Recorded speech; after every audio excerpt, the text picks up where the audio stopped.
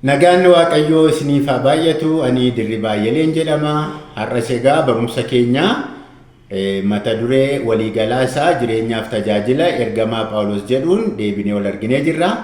Yeroo darbee marsaa ja'affaa barumsa keenya mata dureedhuma kana jalatti jechuudha. Waa'ee adeemsa tajaajila hojii wangeelaa ergamaa Phaawulos isa tokkoffaa walii wajjin ilaallee turre. Har'a immoo isa lammaffaa walii wajjin ilaallaa. Sagalee Waaqayyoo keessaa kutaan barumsa keenyaadha. Hojii ergamootaa boqonnaa 15 lakkoofsa 36 kaasee hamma hojii ergamootaa boqonnaa 18 lakkoofsa 22tti isa jiru ta'a jechuudha. Boqonnaa 15 lakkoofsa 36 kaasee guutummaa isaa boqonnaa 16 17 guutummaa fi 18 immoo dhannee lakkoofsa 1 kaasee amma 22tti isa jiru. Walumaa gala boqonnaa 15 lakkoofsa 36 kaasee hamma boqonnaa 18 lakkoofsa 22 irra isa jiru ta'a jechuudha. Achi keessa jira walitti qabamni yaada adeemsa hojii wangeelaa ergamaa Phaawulos jalqabee xumuruunsaa achi keessa jira waan ta'eef isa kana walii wajjin ilaalla. Egaa yeroo darbee haala ittiin ergamaa Phaawulos adeemsa hojii wangeelaa isa tokkoffaa jalqabee maal fa'aa hojjetee bara akkamii akka fudhatee fi eessaa keessatti akka inni deebi'e ilaallee turre. Amma gaa Phaawulos Anxooqiyaatti deebi'anii achii tajaajilaa otoo jiranii bara 48 keessaa jenneerra inni jalqabaa waggaa 2 isaan fudhatee bara 46 keessa jalqabanii bara 48ffaa keessa deebi'anii dhufani. Inni kun immoo gaa amma bara waggaa 2 naannoo gara waggaa 2 kan ta'u achuma Anxooqiyaa ta'anii isa booddee bara 50 hamma 52 gidduutti dheerina waggaa 2 fudhatee jedhameeti kan inni yaadamu. Kanaaf bara 50ffaa keessa akkasaan isa lammaffaa kana immoo jalqabantu dubbatamaa jechuudha. Yaadi ka'umsaa adeemsa tajaajila hojii wangeelaa inni lammaffaa kuni hojii ergamootaa boqonnaa 15 lakkoofsa 35 fi 36 irratti Phaawulos amma gaa erga isa tokkoffaatti deebi'anii booddee Barnaabaasiin guyyaa tokko kaanee dhannee waldootii kiristiyaanaa kanaan dura dhaabnee turre dhannee ilaallee tarreetti ilaallee jajjabeessinaa jedhe yaada dhiyeesse. Phaawulos yaada kana dhiyeesse jechuudha achuma Anxooqiyaatti utuu wajjin tajaajilaa jiranii. Barnaabaasis yaada Phaawulos kanaan hin mormine haa ta'u tolee jedhe. Garuu yaada tokko dhiyeesse Barnaabaas. Kanaan dura namni Maarqos jedhamu tokko isaanii wajjin adeemsa jalqabee karaa ga'e akka inni biraa deebi'ee barumsa keenya marsaa darbe keessatti ilaallee turre. Barnaabaas ammas deebi'ee namni kun nu wajjin haa adeemuu jedhee yaada dhiyeesse. Phaawulos immoo lakkii namni kanaan dura nu wajjin adeemsa jalqabee karaa ga'e deebi'ee nu wajjin adeemuun irra hin jiru jedhe inni immoo. Kanaaf yaada kanarratti waliif galuu dadhabanii Barnaabaas yaada isaa cicceedhuma qabatee Phaawulos immoo hin ta'u jedhe. Kanaaf egaa achuma Anxooqiyaadhaa utuu hin ka'in yaadni isaanii bakka lamatti gargar hirame. Kanaaf gareen adeemsa hojii wangeelaa lama uumame jechuudha. Amma gaa isa kana ilaalla. Barri isaa bara 50 dhaloota Kiristoos booddee bara 50ffaa keessa akka ta'edha. Amma gaa isa kana imala tajaajila hojii wangeelaa yookaan missionarii journey ergamaa Phaawulos isa lammaffaa kaartaadhaan ilaalla akka inni hubannaa keenya baay'ee jabeessuuf jecha. Eessaa ka'anii isa jedhu kaartaadhaan ilaalaa deemna waan ta'eef amma isa sanatti fufnaa jechuudha.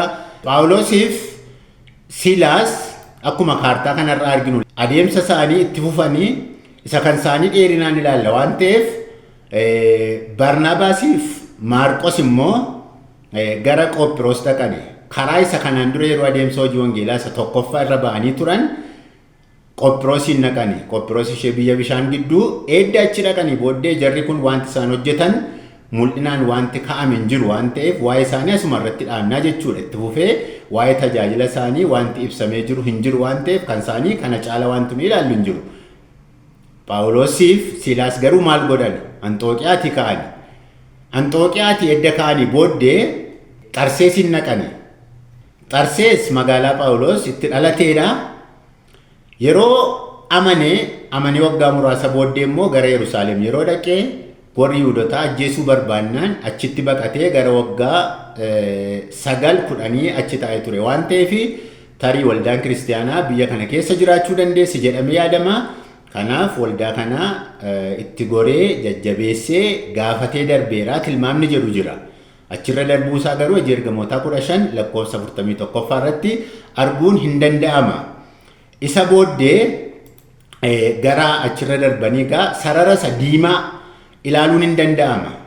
Amma Phaawulos kan isaan hojii keessatti hojjechaa jiran walumaa gala biyyoonni xixinnoon of danda'an jiraatan malee warra akka Kiliqiyaa fa'aa, warra akka Phisiidiyaa fa'aa, warra akka Galaatiyaa fa'aa, Kaaphodooqiyaa fa'aa jiru, Bitiniyaa fa'aa jiru. Isaan kun biyyoota xixinnoodha of danda'aniidhuma jiru. Haa ta'u malee garuu ardii Eeshiyaa keessa turan waan ta'eef amma wanta ardii Asiyaa keessatti tajaajila isaan kennan ilaalaa jira jechuudha. Amma darbeeti immoo itti fufanii hojii ergamootaa 16 booddee itti fufanii gara Listiraa dhaqani. Hojii ergamootaa boqonnaa 16 lakkoofsa 1:5 irratti hin argina. Listiraatti maaltu ta'e nama Ximootiyoos dargaggeessa jedhu tokko argani. Ximootiyoosiin mandara Listiraa jedhamutti arganii namni kun nama amantii warra Yihuudootaa fudhateedha. Dargaggeessa, abbaan isaa Giriikiidha. Haati isaa immoo Yihuudiidha. Haa ta'u iyyuu malee abbaan isaa Giriikii waan tureef naqna hin qabanne ture. Akka aadaa warra Yihuudootaatti immoo naqna qabachuun mallattoo hiikaa guddaa qabu ture waan ta'eef Phaawulos nama kana immoo jaallateera, of duukaa fuudhee adeemuu barbaadeera. Kanaaf akka Ximootiyoos naqna qabatu godhamee of duukaa fuudhee adeemee jechuudha. Yeroo jalqabaatiif Ximootiyoos mandara Listiraa jedhamtutti argame achi Phaawulos fa'aa duukaa adeemee jechuudha. Isa booddee Phaawulos fa'aa xalaa qabu turanii hojii ergamootaa 15 keessatti Yerusaalemitti walgahii guddaan tokko geggeeffamee ture. Achitti waldaan Yerusaalem xalaa laatteefi turte. Isa kana waldaa keessa darban keessatti dubbisaa fi ittiin jajjabeessaa deemaa turani. Hojii ergamootaa 16 afurii kaasee amma 6tti yoo dubbifanneef isa kana arguu dandeenya jechuudha. Amma Listiraatti kun ta'eera. Ximootiyoosiin argatanii naqna qabsiisanii of duukaa Phaawulosiif Silaasii gaamma 3 ta'anii jechuudha. Namoota 3 ta'anii. Itti fufee gara mandaraa Iqooniyum jettuu dhaqanii achi keessa darbanii achitti wanti isaan hojjetan mul'inaan hin ka'amne. Yeroo adeemsa isa tokkoffaa garuu achitti waldaa dhaabanii turan waan ta'eef itti goranii dubbisanii jajjabeessaniiru ta'uu danda'a. Amma itti fufanii yeroo isaan adeemsa hojii wangeelaa isaanii adeemanii waa tokkotu ta'e. Phaawulosiif Silaas hojii ergamootaa boqonnaa 16 lakkoofsa 6 kaasee yoo ilaallee fi yeroo isaan adeemsa isaanii Listiraatii kaasanii itti fufan isaan egaa dhanneedhuma lallabna hojii hojjennaa jedhanii amananii deemaa jiru. Hafuurri qulqulluun garuu akka isaan itti fufanii ardii Eesiyaa keessatti biyyoota warra hafan keessatti hin lallabneef waan isaan dhowweef Firiigiyaaf Galaatiyaa gidduu darbanii yoo ilaalle Firiigiyaan sarara diimaa kan harka bitaarraan halluu keelloo dibame keessa jira. Ardiin konyaan Firiigiyaas tureera karaa gaarraa waan ta'eef hafuurri qulqulluun achitti akka isaan hin lallabne waan barbaadeef adeemsa isaanii itti fufanii deemani. Hafuurri qulqulluun gara Bitiniyaatti wangeela lallabuudhaaf yaalanii jechuudha isaan. Harka mirgaarra halluu daalacha yoo ilaalle konyaan Bitiniyaa jedhu, biyyi Bitiniyaa jedhu jira. Anatu Bitaaniyaa jedha malee Bitiniyaadha.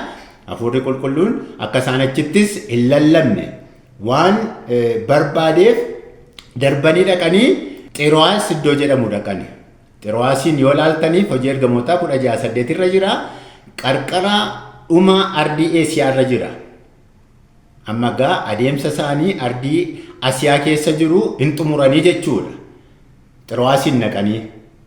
Isa booddee yeroo Xiroo'aasiin dhaqan maaltu ta'e hojii ergamootaa boqonnaa 16 lakkoofsa 9 irratti Phaawulos otuu achi jiru mul'ata tokko arge. Mul'ata maalii arge? Gama keessaa amma fuullee isaa Awurooppaatu jira jechuudha. Ardii Awurooppaatti ce'uudhaaf adeemu waan ta'eef nama mul'ataan Phaawulos mul'ata maalii argaa? Maqadooniyaatti gadi bu'itii nu gargaarii wanta jedhu arge. Mul'ata isaatiin nama Maqadooniyaatti gadi bu'i nu gargaaru jedhee waan argeef kuni yaaduma waaqayyootii jedhee itti walii galee akkan waaqayyoo Yesuus Kiristoos akka nuyi gama sanatti ceenee wangeela lallabnuuf barbaadeera waan ta'eef amma gaa achitti lallabina otuma jedhanii deemanii Xiroo'aasiin naqaniiru sanarratti immoo mul'ata argeera waan ta'eef kun yaaduma waaqayyootii jedhee itti walii galee gara sanatti ce'uudhaaf yaadanii jechuudha. Iddoo kanatti amma hojii ergamootaa boqonnaa 16 lakkoofsa 10 kaasee immoo taatee adda biraa tokko argina. Amma ammaatti kan deemaa jiru Phaawulos, Silaasiif Ximootiyoos 16 kaasee akkas godhan isa jedhu dhiisee akkas goone nutu akkas godhe jedhee qaamni ta'e tokko immoo keessatti of hammachiisee utuu inni dubbatu argina waan ta'eef inni kun immoo Luqaasii jedhamee yaadama. Kanaaf amma Luqaas itti dabalameera jechuudha jara kanatti. Amma gaa jarreen kun afurii jechuudha kan deemu itti fufee jiru Phaawulos, Silaas, Ximootiyoosii fi Luqaasii jechuudha.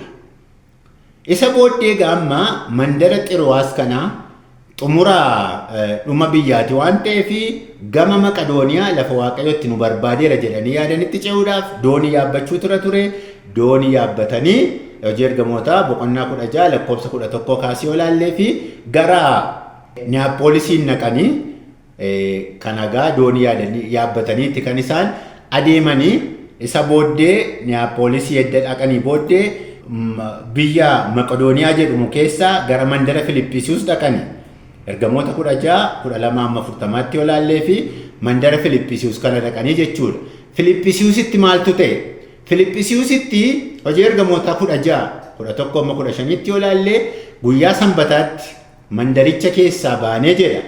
Gara itti Yihuudoonni walitti qabamu seenee yaadne qarqara lagaa tokko dhannee oduu wayii argatanii amma gaa yeroo baay'ee Phaawulos fa'aa yeroo deemanii wangeela lallabanii hamma danda'ametti lafa Yihuudoonni jiru jedhamanii yaadaman naqanii wangeela lallabu waan ta'eef oduu dhaga'anii jara tokkotu qarqara naannoo qarqara bishaaniitti walitti qabamee jira isa jedhu dhaga'anii gaafa dhaqanii achi gaafa dhaqan Yihuudoota otoo hin ta'in dubartoota tokkotu kadhataaf walitti qabamanii otoo isaan ta'anii arganii 16-11 kaasee 15tti argine jarreen kana arganii dubartoota kana arganii wangeelatti lallabani. Dubartoota mandara Filiphisius keessaa bakka sana kadhannaaf turan keessaa tokko amma jarri kun egaa Yihuudoota miti jechuudha. Garuu amantii Yihuudoota warra fudhatanidha malee. Dubartoota sana keessaa tokko Liidiyaa dubartiin jedhamtu tokko. Dubartiin uffata gati jabeessa gurgurtuu maqaan ishee Liidiyaa jedhamu sana isaan keessa turte. Isa booddee Phaawulos fa'aa yeroo isaan wangeelatti lallaban Waaqayyo gurra qalbii isheetii banee fi dubartiin kun wangeela dhageessee Yesuus Kiristoositti amantee jechuudha. Isa booddee gammaddee gara mana isheetti isaaniinis simattee keessummaa godhatte. Kanaaf mandara Filiphisius keessatti tokkoffaa Liidiyaa tamane.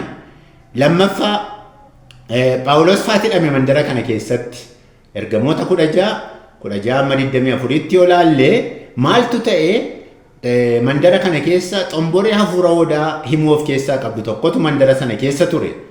Hafuura hamaadha waan ta'eef egaa hafuura hoodaa himti. Xomboreen kuni isa booddee yeroo garaagaraatti deebitee Phaawulos fa'aa duukaa deemtee baay'ee isaan rakkisti turte. Isa booddee Phaawulos dubartii kana keessaa hafuura kana ifatee keessaa baase. Dubbiin kun immoo Yihuudoonni hin jaallanne namoonni biyya sana jiran hin jaallanne sababiinsaa dubartiin kun bifa kanaan hooda himuu isheetiin namoonni gara ishee dhaqu nama jalatti immoo hojjetti. Namoota biyya sana keessa jiran geggeessitoota jalatti hojjetti. Galii gasha hojiin kun immoo waan ta'eef isa booddee geggeessitoonni biyya sanaa qabanii namoonni biyya sanaa qabanii Phaawulosiin geggeessitoota dhiyeessanii himata irratti bananii jechuudha. Isa booddee Phaawulosiif Silaas siin qabanii baay'ee reebanii maneedhaatti gashani. Sababii kanarraa kan ka'e jechuudha.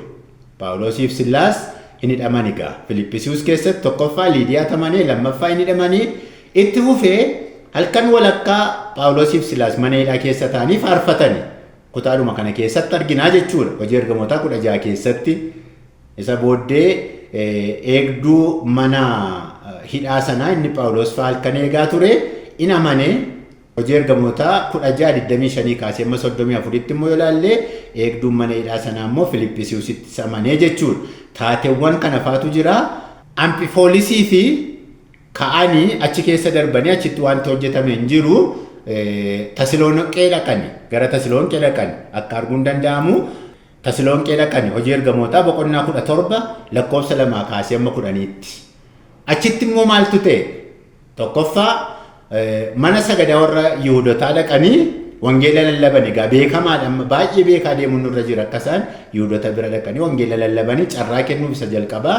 Isa booddee mana sagadaa warri Yihuudotaa dhaqanii sanbata 3 wangeelatti lallabanii namoota qomoo adda addaatu amanee 17 lakkoofsa 4 irratti argachuu dandeenya. Tokkoffaa irratti wangeela lallaban achitti, lammaffaa irratti warri Yihuudotaa wangeeluma dhaga'anii sababii ittiin mormaniif Phaawulos fa'a irratti ka'anii 17:5-9tti arguu dandeenya. Yihuudoonni namoota kan biraa irratti kaasanii magaalaa sana keessatti jeequmsa akka ta'u godhanii isa booddee Phaawulos fa'a mana nama maqaansaa Yoosaan jedhamu seenanii tura waan ta'eef tarii achi jiru jedhanii warri Yihuudotaa dhaqanii mana nama kanaa cabsanii walitti seenanii achiis immoo gaafa dhaban egaa nama kana qabanii geggeessitootatti dhiyeessanii turan. Isa booddee achiis dhabanii isa booddee egaa mana nama kanaatiis isa dhabanii dhiyeessanii turan geggeessitoota duratti waan ta'eef nama kan harka fuudhaa egaa akka kun mattaa wayii ta'uu danda'a 17:5-9tti isa jiru fuudhanii gadhiisanii Phaawulos fa'a isa booddee imala isaanii itti fufanii achi ba'anii gara Beeriyaa dhaqanii. Amma egaa biyyoonni kun kutaa biyya Awurooppaa keessa jechuudha. 17 kaasee amma 15tti arguu dandeenya. Achiis dhaqanii Beeriyaa dhaqanii mana sagadaa warra Yihuudotaatti wangeela lallabanii. Iddoo kanatti wanti addaa namatti tolu tokko hojii ergamootaa boqonnaa 17 11-12tti akkas jedha. Yihuudoonni warri kun warra Tasaloniqee caalaa warra yaada gaarii qabu turan. Dubbicha fudhachuudhaaf qophaa'anii waan dubbatame kun dhugaa ta'uusaa baruudhaaf guyyuma guyyaatti macaafa qulqulluu hin qoru turani. Isaan keessaa baay'een Giriikota keessaa dubartoonni beekamooniif dhiironni baay'eenis hin amananii jedha. Beeriyaatti yeroo isaan dhaqanii egaa biyya Giriikii kana keessatti wangeela lallabanii namoonni baay'een Yihuudota qofa otoo hin ta'in Giriikonnis amananiiru, namoonni bebbeekamoon amananiiru jechuudha. Gara biraan egaa asitti rakkinni guddaan tokko Phaawulos fa'a mudate. Innis Yihuudoonni Tasaloniqeedha dudduuba isaaniiti lafa isaan kanaan dura wangeelatti lallabanii darbanii Yihuudoonni tokko Tasaloniqeedhaa dhufanii mormii irratti kaasanii 17-13 irratti hin arganna isa kana 13tti kaasee isa booddee Phaawulos fa'a mandara sanaa dhiisanii obboloonni warrichi jiranis immoo warri amanan geggeessanii Phaawulos fa'a gara Ateenaa akka isaan dhaqan taasisanii. 17-13 kaasee ilaalle isa kana arguu dandeenya jechuudha. Amma egaa Phaawulos Silaasiif Ximootiyoosiin Beeriyaatti dhiisee adeeme 17-14 irratti arguu dandeenya jechuudha. Isa booddee gara biyya kanaatti adeeme jechuudha.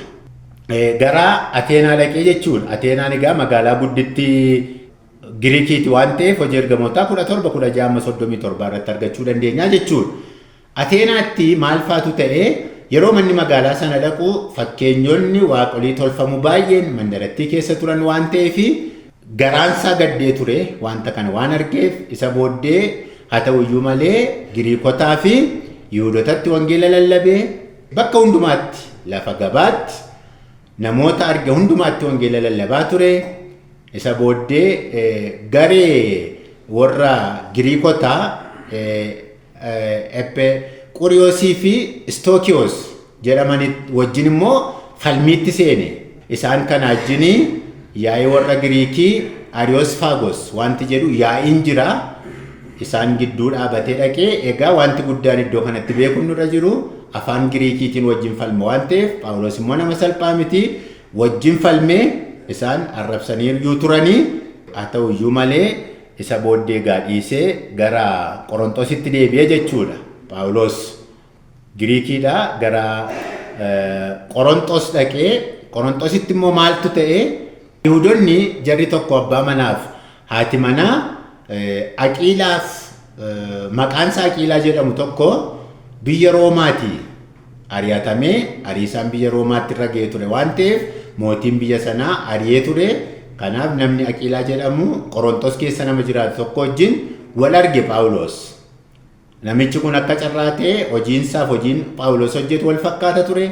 Lamaanuu dunkaana hodhu turan waan ta'eef achi Phaawulosiif Aqiilaan haadha manaasaa Pirisqilaa wajjin hojii dunkaana hodhus walii wajjin hojjechaa turanii. Isa booddee Phaawulos biyya kanatti Giriikotaaf Yihuudotatti wangeela lallabee, Yihuudonni garuu ittiin mormanii egaa biyya falaasafummaan keessatti moo jiru keessatti jiraatu jarri kun waan ta'eef wangeela caalaa falaasafama namootaa dhaga'uu danda'u. Isa booddee Phaawulos isaaniin dhiisee biyya kanatti namni maqaan isaa Tiitoos Yoosxoos jedhamu amantii warra Yihuudotaa fudhatee ture. Namni maqaan isaa Kirispoos duuka buutuun mana sagadaa maatii isaa hundumaa wajjinis biyya kana keessatti amaneera. Namoonni baay'een Qorontos keessaa amananiiru. Biyya kana keessa gaa Phaawulos waldaa ishee Qorontos keessa jirtu kana hundeessee gara waggaa tokkoof ji'a 6 ture waan ta'eef waldaan kun bu'uura gaarii namni jabaan isaan wajjin ture. Phaawulos lafa jirutti hundeeffamte waan ta'eef isa booddee Phaawulos waldaa ishee Qorontos kana isatu dhaabee jechuudha. Isa booddee gaamma achii ka'anii gara bakka dhufaniitti deebi'u ture waan ta'eef Efesoon naqanii gara Efesooniin dhaqanii Efesoon immoo turuu hin dandeenye warri Efesoon illee barbaadanii turanii. Phaawulos yeroo muraasa booddeen deebi'ee dhufee isin argaa waanta jedheef isa booddee gaa Ateenaadhaa ba'anii Qorontosiin naqanii Qorontos booddee Kancheeriyaa dhaqanii isa booddee achi ba'anii biyya Giriikii keessaa gara Efesoon naqanii Efesoonitti baay'ee hojiin hojjennee dubbisanii dhumatti goranii darbanii egaa galaanarra deemanii Efesoonii ka'anii egaa amma immoo Eesiyaatii ka'anii Qisaariyaa dhufanii qarqara biyya Israa'elii achi yeroo deebi'an Yerusaalemitti goranii Yerusaalemii immoo bakka jalqaba ka'an lakkoobsa tokko Anxooqiyaa biyya ishee Sooriyaa keessatti waldaa ishee achitti deebi'anii jechuudha. Egaa imalli adeemsa tajaajila hojii wangeelaa ergamaa Phaawulos inni lammaffaan kana fakkaata. Yeroo ittaan immoo haalli adeemsa hojii wangeelaa inni sadaffaan maal fakkaata jedhu walii wajjin ilaalla. Barumsi keenya guyyaa irraa gammaatti kan ture fakkaata. Fayyaa ta'aa nagaan tura.